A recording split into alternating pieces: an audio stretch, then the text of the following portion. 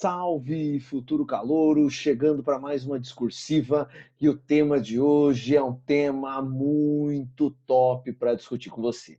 É a relação da química com o Covid-19, né? O que a gente pode discutir, né? O que a gente pode trazer de relações químicas para esse momento de pandemia, né? Como que isso pode ser cobrado nas provas de vestibular, aliás, é uma ótima vertente para se cair nas provas. Importante frisar, obviamente, que a química acaba sendo uma grande aliada da biologia, né, nesse momento dessa pandemia, seja no desenvolvimento de interpretação de materiais que vão ser usados como desinfetantes, né, na busca de medicamentos, na química da proteção, né, na busca desses materiais que estão sendo usados como EPIs. Então, muito detalhe, obviamente, tudo embasado na relação de pesquisas científicas. Nós precisamos ter evidências científicas, né? Ciência não combina com fake news, ok? Nós precisamos ter evidências. Não temos dentro da ciência, isso é importante sempre frisar, verdades inquestionáveis. Né? Na ciência não há espaço para dogmas. Né? Isso é uma diferença marcante quando a gente discute fenômenos de natureza científica, né? E a gente faz um paralelo com a questão da religião, né? Onde a gente tem, por exemplo, dogmas. Né? Na questão da ciência, a gente tem o quê? Verdades que muitas vezes elas podem ser o quê? A gente não tem verdades inquestionáveis, a gente precisa de evidências. Tá? A ciência ela é feita em cima do acúmulo de evidências. Esse é o grande detalhe. Então, a gente tem essa aula como um bom espaço para discussão, né? Obviamente, qualquer pergunta a mais você manda depois lá, quando você mandar a sua questãozinha, que daí a gente coloca no quadro de resolução ou comentários da nossa questão. Beleza? O primeiro foco que eu queria abordar com você são substâncias que aparecem como agentes de desinfecção. E, obviamente, que para começar essa nossa aula, é claro que eu tenho que trazer o tal do etanol para você. Né? Essa importante molécula que aparece com bastante discussão, o tal do álcool 70, aparece para a gente, tá? O etanol. Claro que pode ser usado também o chamado álcool isopropílico, o propandoisol, que é muito utilizado na limpeza, principalmente de materiais eletrônicos. Só que o etanol é de fácil acesso, o etanol é mais barato, né? E tem uma ação bem eficaz. E a interpretação, onde é que está essa relação desse agente desinfetante? É importante a gente comentar que o etanol ele vai ajudar nessa questão da dissolução desse material lipídico, né, do capsídeo do vírus, do invólucro, digamos assim, do vírus, perdão. O etanol ele tem essa porção apolar, importante citar aqui, ó, né? É uma parte apolar que é a cadeia carbônica e a gente tem uma parte polar, que é onde a gente vai ter a questão das ligações de hidrogênio. Né? Isso aqui a gente chama na química, né? Temos um nome para isso, é uma molécula chamada de anfipática. Tá? Então, uma parte polar e uma parte apolar. Uma explicação disso, a gente debateu muito nas questões de solubilidade de compostos orgânicos, por isso que o etanol consegue interagir muito bem com a gasolina e consegue interagir muito bem com a água. Claro que o etanol prefere a água, porque essas interações do tipo ligações de hidrogênio são mais intensas que o dipolo induzido que eu tenho aqui na cadeia carbônica. Claro que ao passo que eu aumento essa cadeia carbônica, você sabe muito bem que essa solubilidade em água acaba diminuindo. Né? Agora, o porquê do debate da questão de ser o álcool 70, né? O álcool 70 seria a concentração ideal. No caso do álcool isopropílico, nós temos ali entre 60% e 80%. Você pode ter também um álcool 60 no caso do isopropanol. No caso do isopropanol, ou propandoisol, ou álcool isopropílico.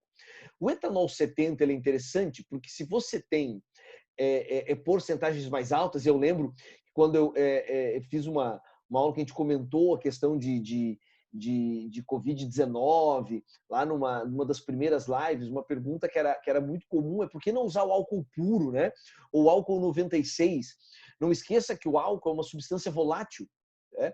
Então, se você tem concentrações muito elevadas, esse material vai vaporizar de uma forma muito fácil, ele não vai ficar muito tempo na superfície. Sem contar que também é muito importante a presença da água, né? A água é um veículo, né? Que vai ajudar a penetração nesse capsídeo do vírus. Então, é importante a questão da água também. A água é um importante veículo para essa análise, tá? Porque para essa questão da destruição do vírus, é muito importante frisar que nós temos a questão da dissolução de lipídios, né? Então essa camada lipídica, mas nós também temos métodos de desnaturação proteica, ação oxidante, que eu quero comentar ainda no decorrer da aula, né? Também pode ser usada para a questão dessa destruição do vírus. Importante citar que isso é na questão de desinfecção, né? Para evitar a questão de contágio, né? A partir do momento que que esse vírus já entrou em ação no seu organismo, não adianta a questão do álcool, não vai querer virar álcool 70, daí você querer tomar álcool 70 de guti-guti ali, ó, que não vai funcionar, beleza? Essa ação higienizante, né? Essa ação desinfectante. Beleza? Se fala muito a questão do álcool em gel, né? A questão do álcool gel, pessoal, ele é interessante até por uma questão de rendimento, né? Também a questão de impedir a questão, não que ele não seja inflamável, mas ele dificulta um pouco mais a inflamabilidade. Então, o que acontece? A diferença é que você coloca um material espessante ali na composição do álcool, né? Uma espécie de polímero, é um polímero chamado de carbopol. É o mais comum, esse espessante. Às vezes também se coloca um pouco de emolientes, que é para não ressecar tanto a pele. Então, etanol, bacana, super importante como agente desinfetante. O que você tem que tomar cuidado, porque lembro que na época saiu uma série de fake news e traziam, por exemplo, o vinagre. Né? O vinagre ele é uma solução aquosa onde se tem em média de 4 a 6% dessa substância aqui, ó, do ácido acético. Né? Então, na época saiu um monte de químico de YouTube, né, youtuber da química, seu monte de químico de Wikipédia, né, colocando que esse material ele poderia ser usado também no combate ao coronavírus. E isso é uma grande mentira. Né? Importante frisar que nós temos apenas 4 a 6% de ácido acético, então é uma quantidade muito pequena, né, para ser esse tipo de agente, e também não tem a mesma eficiência, né, que a questão do etanol. Seria interessante a questão do vinagre se nós encontrássemos estruturas extremamente básicas lá na composição do vírus. E é importante frisar também que no vinagre a gente tem uma concentração baixíssima de ácido acético. Então, vale ressaltar, obviamente, isso é uma fake news de primeira grandeza. Tá? Então, esse descarta.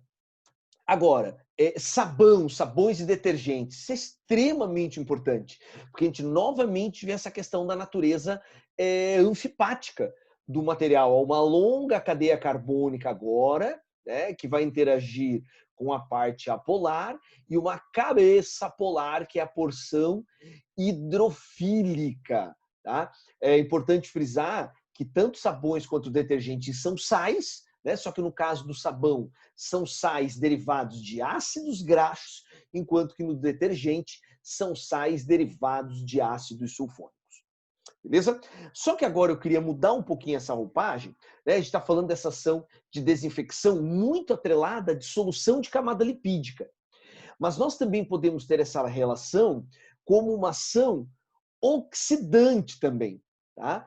Essas reações, esses fenômenos com a ação de um material oxidante também auxiliam na destruição do vírus. Então, eu trago para você, por exemplo, aqui a tal da quiboa, onde nós temos 2% de cloro ativo, é mais ou menos esse média, 2,5% de cloro ativo. Agora, quando se fala cloro ativo, é importante frisar também que não é o cloro, o CL2 na forma de gás. Né? O que é esse cloro ativo que aparece na quiboa? É o hipoclorito de sódio, esse salzinho aqui, ó, o NaClO. Tá? Então, é esse o material que é chamado de cloro ativo. tá? Muito recomendado como uma ação desinfetante, né? Uma solução para ser aplicada lá quando você faz as compras no supermercado, você passar, obviamente, não em contato direto com os alimentos, né? Mas na embalagem dos alimentos, na superfície é muito interessante, mas não nessa concentração de 2%, né, massa-volume, não nessa concentraçãozinha. É importante fazer uma diluição, né? A OMS, ela recomenda que se faça uma diluição para uma concentração de 0,05%. Aliás, um dos itens que você vai fazer o cálculo para o Robinho, vai fazer a questão para o Robinho, tá? Que eu estou encaminhando para depois você resolver, é um item que vai trazer exatamente uma questão de diluição que eu vou pedir para você chegar nessa concentração que a OMS está pedindo. Tá? Uma das análises que você vai fazer para o Robinho está exatamente em cima dessa diluição, uma boa pedida de questão para ser feita. Legal?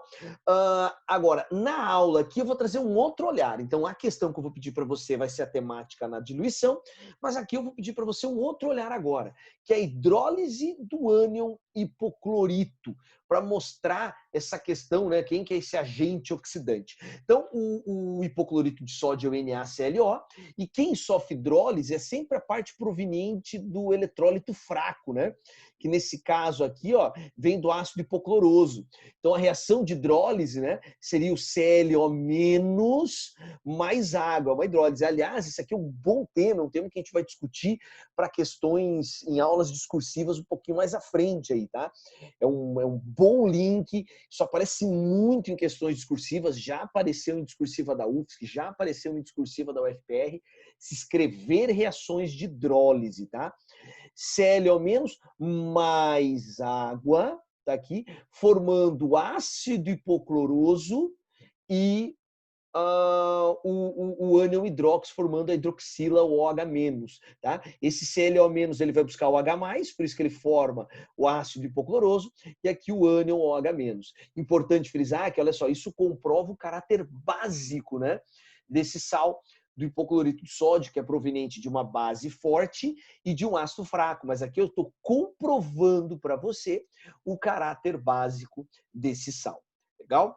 Agora, nós temos dois tipos de observação, dois tipos de análise para fazer aqui, ó. Primeiro, o ânion hipoclorito, ele tem um potencial de redução de mais 0,81 volts. Então, ele é um bom agente oxidante, né? O agente oxidante, ele provoca a oxidação em alguém, então ele vai ter o quê? Um elevado potencial de redução. Isso é importante frisar. Né? Ele é um agente oxidante, ele é o causador de uma oxidação.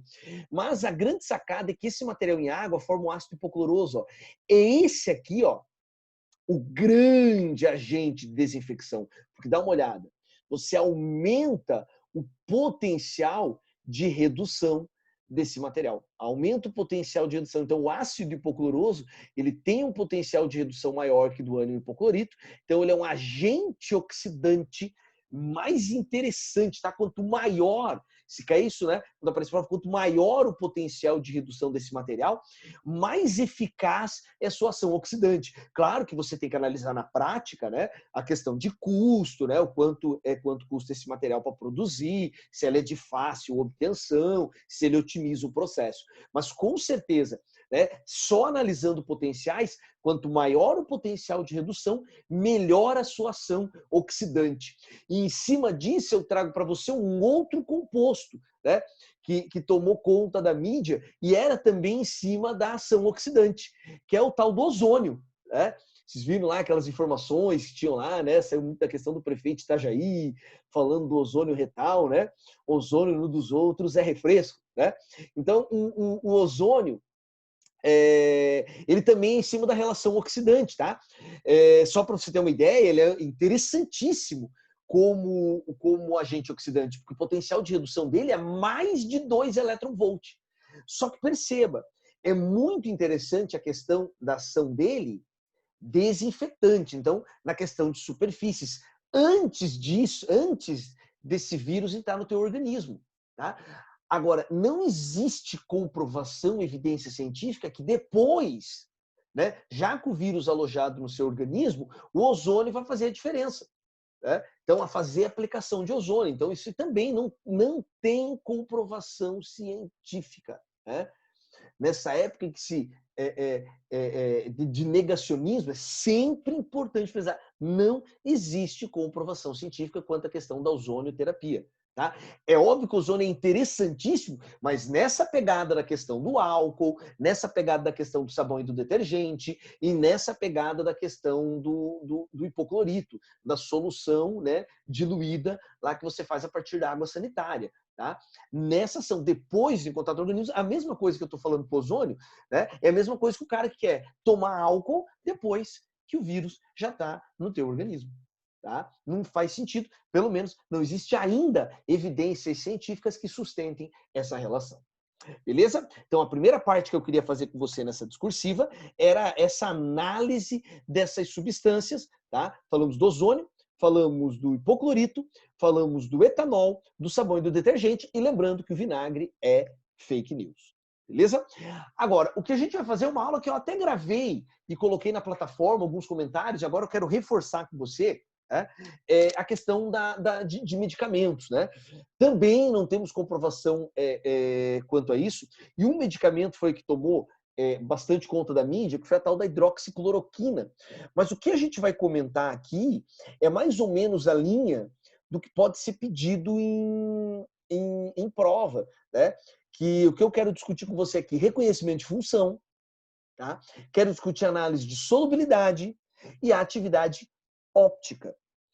O que mais que pode ser cobrado, e é um link que eu vou usar, inclusive, na pergunta, na questão feita. O cara pode relacionar hibridização, geometria, ângulo de carbono. Tá? Tudo isso pode ser abordado. Então, eu trago para você a hidroxicloroquina. Importante frisar que quando você tira esse grupo OH, você tem a cloroquina. Né? Então, a hidroxicloroquina ele apresenta esse grupinho OH aqui. Então, já aproveitando o embalo falando de solubilidade, a hidroxicloroquina ela vai ter uma solubilidade maior em água do que a cloroquina, né? Porque aqui você tem o grupinho OH, né? Um grupo realizador de ligação de hidrogênio. Uma coisa que é batata nesse tipo de assunto é que o vestibular ele não entra em especificidades, né, da ação desse medicamento, né, no caso da Covid. Por quê? Porque, repito, não existem as tais evidências que esse medicamento ele provoque, né, o tratamento, né, principalmente no início do processo, é um tratamento eficaz. Pelo contrário, até as pesquisas recentes colocam que isso aumenta em 1/3 o risco a utilizar esse medicamento. Medicamento que é muito importante, né, no combate à malária, lúpus, artrite reumatoide, mas que para a questão da Covid-19 não tem comprovação. E é aquilo que eu sempre falo, uma pena, gostaria muito de poder falar para você numa aula que a hidroxicloroquina seria um medicamento ideal. Mas, infelizmente, o que a gente fala? A gente usa o que? A ciência. É a ciência que tem usado. A gente não tem que fazer uma discussão de várias narrativas. Existe uma narrativa. A narrativa da pesquisa científica. O restante é o quê? O restante é lobby. Tá? O restante é lobby. O que a gente tem? O que é fato? Né? Fato é pesquisa. É isso, não tem mais que discutir. E pesquisa não vai tomar partido de ninguém. Né? Não toma partido se é de esquerda, se é de direita, se é de centro, se é de extrema esquerda, se é de extrema direita. O que existe é uma fala. Fala é o quê? Comunidade científica. É nisso que a gente tem que se apegar. Né? Então, evitar duelo de narrativa. A narrativa é uma só. Tá? Então, o vestibular, ele obviamente não vai entrar em especificidades da ação de um medicamento, porque senão ele vai recorrer em fake news. Então, ele vai fazer perguntas o quê? Perguntas clássicas. Por exemplo, reconhecimento de função orgânica. Temos qual função? Temos a função álcool, ok? Temos aqui com os nitrogênios entre carbonos a função amina, né? E dependendo da quantidade de radicais que nós temos aqui, nós temos aqui 3 radicais ligados, então eu tenho uma amina chamada de amina terciária. Aqui eu tenho 2 radicaizinhos ligados, então eu tenho uma amina chamada de amina secundária. Tá? E aqui é importante frisar que esse nitrogênio ele apresenta dupla ligação. Até alguns autores chamam isso de amina também. Tá? Mas as bibliografias mais recentes, elas trabalham com isso aqui com o nome de imina. Tá? Imina. Até repito, você encontra alguns autores chamando de amina. Mas vou pegar 2 provas que foram recentes, que cobraram essa função, duas provas do Rio Grande do Sul, tá? Que foi a URGS e a UPF, e aí tu nem precisava saber que era imina, na verdade, tá? Mas ele dizia que era mina e o item era falso. Tá? Então, fica atento, né? Provinhas mais surpreendentes, tipo um vestibular ACAF da vida, gosta de surpreender, né? Então, gosta de trazer essas relações. Fica atento aí, ó, na função imina. E aqui eu tenho o aleto, né? E esse aleto eu posso especificar como é um halogênio ligado a um anel aromático, você pode chamar de aleto de arila. Tá? Então, reconhecimentos de função orgânica. Beleza? Qual que é o segundo passo, né? Que vale a pena comentar. Né? Trabalhei isso quando a gente fez uma live lá no início, uma das primeiras lives, né? Que a gente comentou sobre a hidroxicloroquina, o porquê que ela é vendida na forma de sal, né? Por que é sulfato de hidroxicloroquina? Por que é fosfato de cloroquina? Né? Essa questão de ser vendido na forma de um sal está diretamente associada à questão da solubilidade desse material. E para a gente poder entender isso, eu queria debater com você um importante conceito de acidez e basicidade. Né? Quando a gente pega a amônia, a gente vê um suculento paraeletrônico aqui, tudo bem? Né? Tem um suculento paraeletrônico, e isso configura basicidade. Né? E no caso do HCl, você está vendo um bonito H+. O que acontece? O conceito que eu queria mostrar para você é um conceito que aborda a questão da acidez e da basicidade de acordo com quem? Com Bronsted-Lowry. Lembra? O que esse conceito nos diz? Que ácido é a substância capaz de liberar o H+, de doar o H+, e a base é a substância capaz de receber o H+. E aqui é importante frisar, até quando eu fiz essa aulinha de teoria ácido-base, o momento de atenção da aula foi mostrar para vocês esse reconhecimento do conceito de Bronsted-Lowry. Então, espécies que tenham par de elétron disponível são espécies que podem sim receber o H+. Porque são espécies ricas em elétrons e o H+ é uma espécie deficiente de elétron. Então, é aqui, né, esse H+, ó, ele vai ser capturado por esse par eletrônico da amônia. Então, eu tenho sim um processo de neutralização acontecendo. Tá? E aí você tem, obviamente, aqui ó, a formação do cloreto de amônio, que é um sal bem interessante, é um sal que apresenta tanto ligações covalentes quanto ligações iônicas. E esse sal é proveniente, então, desse processo de conceito de acidez e basicidade de Bronsted-Lowry. Vamos trazer agora para a nossa dinâmica da hidroxicloroquina? Então, olha só, suculentos pares eletrônicos mostrados para você. Então, é um sítio capaz de receber H+. Né? Então, é um sítio básico. Tá? E eu pego, por exemplo, um ácido sulfúrico da vida, olha só que lindo, né? Libera 2H+, e eu posso fazer com que esses cátions H+, sejam doados para que esse par de elétron, então, capture, né? Receba, né? Esse H+. Então, esses pares eletrônicos estão de braços abertos. Vem, H+, vem, pode vir, ó. Pode vir. Tá aqui, ó. Vem H+. Maravilhosos, bonitinhos aqui para você. Tá? Então, estão aqui ó, o cátion H+, sendo capturado. E isso vai aumentar a solubilidade, por quê? Porque esse sulfato de hidroxicloroquina que a gente está montando, ele vai ter uma interação chamada de íon dipolo. Então, geralmente, esses compostos orgânicos que são usados na medicação, eles geralmente são compostos com longa cadeia. Né? Tem cadeias muito extensas. Então, é por isso que é muito comum ser vendido o quê? Na forma de sais, porque essa interação íon-dipolo aumenta a solubilidade, então vai facilitar o quê? A metabolização dessa medicação no organismo. Tá? Eu sempre gosto de mostrar essa questãozinha, que é uma questãozinha da UFPR, que até na live eu tinha mostrado, mas agora é legal a gente poder novamente trazer essa relação. A fluoxetina, estrutura mostrada, é um dos fármacos mais prescritos para o tratamento da depressão, atuando na inibição da recaptura de serotonina. A presença de um grupamento amino possibilita a conversão da fluoxetina em cloridrato de fluoxetina, um sal quaternário de amônio, mediante reação com ácido clorídrico. né? E a pergunta era muito clássica, qual dos dois compostos era mais solúvel em água? A fluoxetina ou o cloridrato de fluoxetina? E óbvio que seus lindos olhos estão percebendo aquele suculentíssimo par eletrônico. Falando para o H+, vem, pode vir H+. Eu quero receber esse H+. Eu preciso desse H+. Eu sou louco pelo H+. E ao receber esse H+, você forma o cloridrato de fluoxetina. E o que precisava aparecer, né? As famosas palavras de comando. Você vai citar o quê? A questão da maior metabolização, por isso que acontece a formação do composto. Mas tem que aparecer na sua resposta a chamada interação íon-dipolo. Tá? Quando você forma esses compostos, esses sais aí que são muito utilizados na medicação, obviamente o íon dipolo tem que estar presente na sua resposta.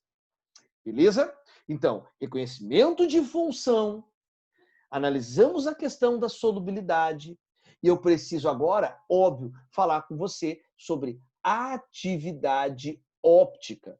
Então, você vai procurar o tal do carboninho quiral, que é aquele carbono que vai ter 4 ligantes. Então, olha só, um ligante está aqui, segundo ligante está aqui, terceiro ligante está aqui, quarto ligante está aqui. Então, a hidroxicloroquina apresenta, sim, atividade óptica. Agora, vamos às perguntas tradicionais agora. Vamos às perguntas tradicionais. Tá? O que eu vou falar agora para você é muito cheiro UPSC. Vai exalar UPSC pelos poros, né? Essa relação que a gente vai fazer aqui. Número de isômeros opticamente ativos. 2 na N. 2 na N. Tá? Então, N é o número de carbonos quirais, só tem um. Então, são 2 isômeros opticamente ativos. 2 isômeros opticamente ativos, que é o destrógiro e o levógiro, que nós chamamos de pares de enantiômeros. Destrógiro, desvio, né, da luz polarizada para a direita, levógiro, desvio da luz polarizada para a esquerda. Uma pergunta que é muito comum também, que me fazem muito assim, ó, tá, Robinho, mas essa estrutura que você está mostrando aí no slide é o destrógiro ou levógiro? A resposta é rápida, clara e concisa. Eu não faço a mínima ideia. Tá? Porque a diferença entre o destrógiro e o levógiro não é uma diferença que eu aplico no plano. É apenas o desvio da luz polarizada. Eu preciso o quê? De um polarímetro para ver se o composto vai estar desviando nessa luz para a direita ou para a esquerda. A única forma de eu saber se isso é um destrógeno ou levógeno é se ele colocar, né, o nome hidroxicloroquina, ele colocar um D minúsculo para indicar que é destrógeno, ou um L minúsculo para indicar que é um levógeno. Ou ainda colocar um sinal. Na frente do nome hidroxicloroquina, colocar um sinal positivo. Se ele colocar um sinal positivo, é destrógeno. O desvio positivo é o desvio para a direita, o desvio no sentido horário. Agora, se tiver na frente da palavra hidroxicloroquina um sinal de negativo, significa que é um levógeno. É um desvio no sentido anti-horário, é um desvio no sentido da esquerda. Beleza? É a única forma. Só pela estrutura, não. O que eu posso falar é que essa estrutura que está aí, ó, no slide, ela tem atividade óptica, então ela pode ter sim um par de enantiômeros. Ela tem destrógeno e tem levógeno. E quando eu faço a mistura equimolar disso, eu tenho a tal da mistura racêmica, ou racemato. Eu coloquei aqui do ladinho outros termos que pode aparecer. Às vezes os caras inventam moda, tá? Principalmente em provas mais antigas. Hoje está muito o termo enantiômero aparece. Mas se aparecer o termo enantiomorfo ou antípodas ópticas, é tudo o quê? Tudo sinônimo. Tá? Tudo sinônimo. Destrógeno, levógeno, enantiômeros. Se eu faço a mistura equimular deles, eu tenho o chamado racemato. Eu tenho a tal da mistura racêmica. Beleza? Boa? Eu sei que a gente está aqui, ó, com o nosso foco numa bonita aula discursiva, mas olha só, isso aqui, ó, mó cheiro, tá? Tô imaginando aquela questão maravilhosa da UFSC, ok? Né? O ano que vem, agora no caso, né? O ano que vem aquela prova amarela, questão 35, item 08, dizendo assim, ó, a molécula de hidroxicloroquina apresenta enantiômeros e forma mistura racêmica. Isso é muito cheiro UFSC. Tá? A molécula de hidroxicloroquina apresenta enantiômeros e forma mistura racêmica. O que tem na molécula de hidroxicloroquina? Carbono quiral. Se tem carbono quiral, ela vai apresentar enantiômeros e ela vai formar mistura racêmica. Beleza? Segunda perguntinha. A molécula de hidroxicloroquina apresenta estereoisômeros. Robinho, o que é estereoisomeria? Eu esqueci. Estereoisomeria é isomeria espacial. Quem são os casos de isomeria espacial? Geométrica, que é cis e trans, e a isomeria óptica. Tá? Cis e trans, a geométrica, isomeria óptica, qualquer uma delas. Tá? A gente viu que tem atividade óptica, então com certeza tem estereoisomeria. E agora aquele termo que arrepia os cabelos, obviamente para quem tem, obviamente cabelos, né, mas arrepia os cabelos dos alunos que falem de diastereoisomeria. A molécula de hidroxicloroquina apresenta diastereoisômeros. Isso aqui merece uma observaçãozinha. Lembra o que são diastereoisômeros? São os não enantiômeros, são aqueles que não são imagens especulares um do outro. Né? São isômeros que não são imagens um do outro. Isso é diastereoisomeria. Em qual situação eu tenho diastereoisomeria? Guarda com muito carinho o que eu vou te falar agora. Duas situações nós temos diastereoisomeria. Tá? Que situações são essas? Ou quando você tem mais de um carbono quiral, tá? Então, mais de um carbono quiral é diastereoisomeria, tá? Então, olha aqui, ó, mais de um carboninho quiral. Então, esse composto aqui, por exemplo, ó, o 3-cloro-butandoisol. Tá? Se o composto tem mais de um carbono quiral, lembra, 2 carbonos quirais, por exemplo, 2 na N. Então, significa que ele tem 4 isômeros opticamente ativos. Tá? Eu estou mostrando os 4 aqui, ó.